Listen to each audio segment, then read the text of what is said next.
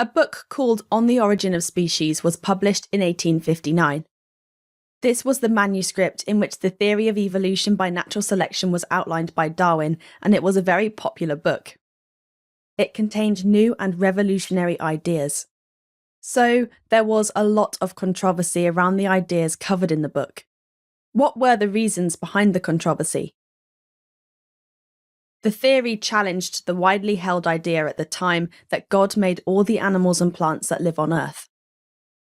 You might be interested to hear that this religious belief is called creationism, but you don't need to know any detail about this for your exam. So why didn't other scientists believe in the theory? There was not enough evidence at the time that the theory was published to convince scientists that it was correct. We didn't have such a good understanding of geology or the fossil record like we do now. What other reasons were there for the lack of support from the scientific community?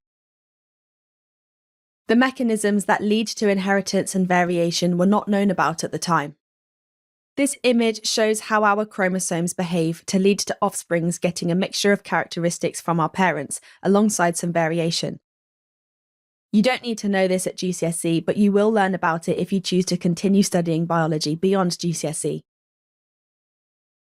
The mechanisms were only known 50 years after the theory was published. So what was the consequence of these factors?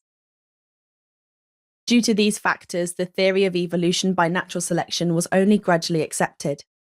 Shortly after publishing his book, there were cartoons made mocking Darwin, drawing him as a half chimpanzee. So, for the exam, you need to explain the reasons that this theory was laughed at and not accepted initially. Thanks for watching. If you want to take your GCSE revision to the next level, head over to launchpadlearning.com and check out our smart learning platform that's been designed to get you top results in your exams. We cover your whole specification and make revision fun with interactive quizzes, easy to follow videos and more. You'll be kept motivated by your own AI tutor who's here to support you every step of the way. To check it out for yourself, click here. Or click here to keep watching a selection of the videos from our full GCSE Biology course. See you there!